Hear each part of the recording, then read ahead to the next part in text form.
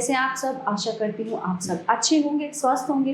स्वागत है आपका इस कक्षा में। आइए आज हम पढ़ते हैं हिंदी का पाठ 21 कृतयुगी विनोबा यानी कि विनोबा भावे। प्रस्तुत पाठ में बताया गया है कि मानव हित के लिए हमें अपना जीवन समर्पित कर देना चाहिए। तुम्हारे लिए कौन सा विशेषण काम में लाऊं? मुझे नहीं सूझता तुम्हारा प्रेम और चरित्र मुझे मोह में डुबा देता है। सच्चा पुत्र वो है जो पिता ने जो कुछ किया हो उसमें वृद्धि करे। पिता सत्यवादी दया में दृढ़ हो तो स्वयं अपने में वो गुण विशेष रूप से धारण करे। ये तुमने किया है, ऐसा दिखता है। तुमने मेरे प्रयत्नों से किया है, ऐसा मुझे नहीं मालूम होता। इस कारण तुमने जो पिता का पद दिया है उसे मैं तुम्हारे प्रेम की भेंट के रूप में स्वीकार करता हूँ। उस पद के योग्य बनने का प्रयत्न करूंगा और जब मैं हिरण्यकश्यप हूं तो प्रहलाद भक्त के समान मेरा सादर निरादर करना। सन 1918 में महात्मा गांधी ने ये उद्गार उस विभूति के लिए प्रकट किए थे जिसके महान व्यक्तित्व तथा अपूर्व कृतित्व ने भारत को ही नहीं विश्व के अनेक देशों को भी चमत्कृत कर दिया। विनोबा जी की उम्र उस समय 23 वर्ष के लगभग थी। अपनी पढ़ाई को बीच में ही छोड़कर वो काशी चले गए थे।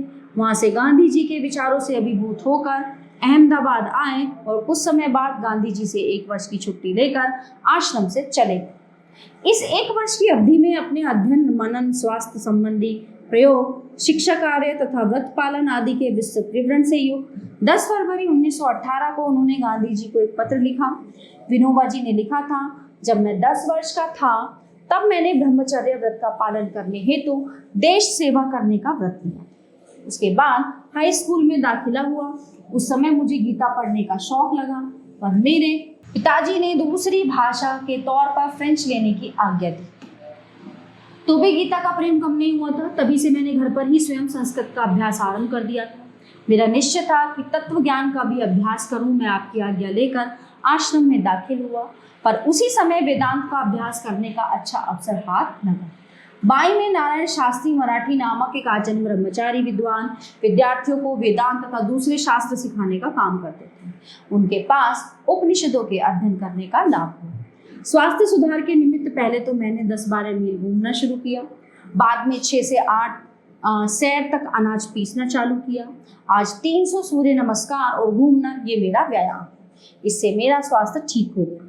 आहार के विषय में पहले 6 महीने तो नमक खाया, बाद में उसे छोड़ दिया। मसाले आदि बिल्कुल नहीं खाए और आजन मसाले और नमक ना खाने का व्रत लिया। दूध शुरू किया। बहुत प्रयोग करने के बाद इससे दुआ कि दूध बिना बराबर चल नहीं सकता, फिर भी इसे छोड़ा जा सके तो छोड़ देने की मेरी इच्छा है। 1 महीना केवल केले, दूध और नींबू पर बिताया।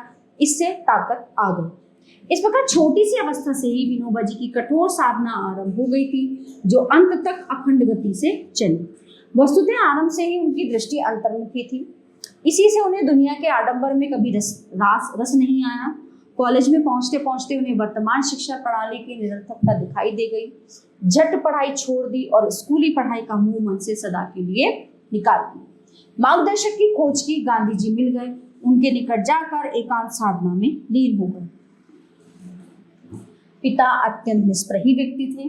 उनसे विरासत में वैराग्य की भावना मिली। माँ ईश्वर भक्त, दयालु तथा करुणामयी थी। उनसे ये गुण लिए।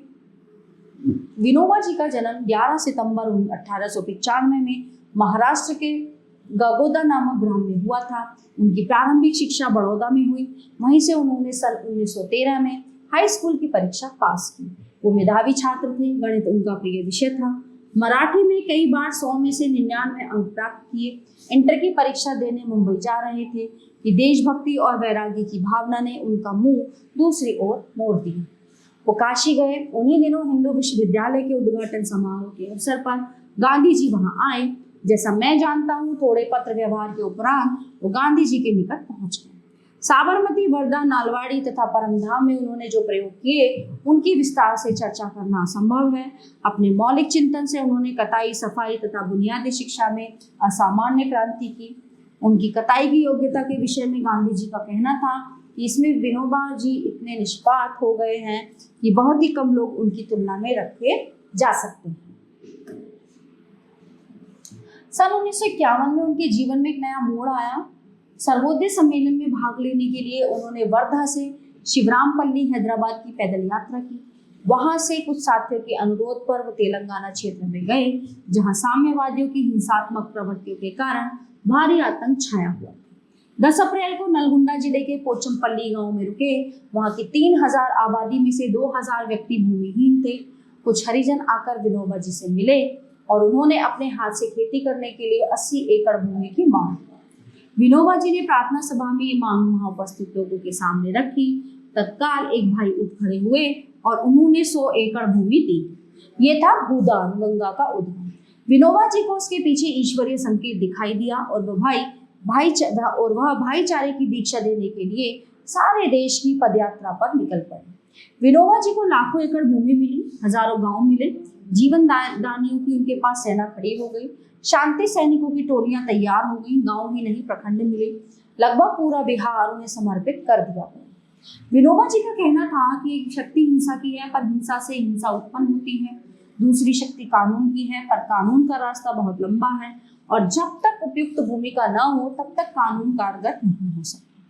तीसरी शक्ति हृदय परिवर्तन की शक्ति है, अर्थात प्रेम की शक्ति है।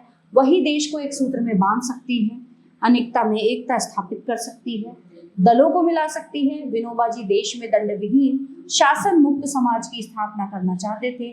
उनका एक ही मार्ग था, वो था लोक शक्ति का उदय। 15 नवंबर 1982 को उन्होंने अपना पार्थिव शरीर त्याग दिया। एक ऐसी महान विभूति उठ गई जिसमें पुरातनता और आधुनिकता का दुर्लभ समन्वय था और जिसके जीवन का प्रत्येक क्षण मानव हित के लिए समर्पित रहा। तो प्यारे बच्चों, ये पाठ यहीं पे समाप्त होता है। आशा करती हूँ आपको बहुत अच्छे से समझ आया होगा। मिलते हैं अगली कक्षा में। धन्यवाद।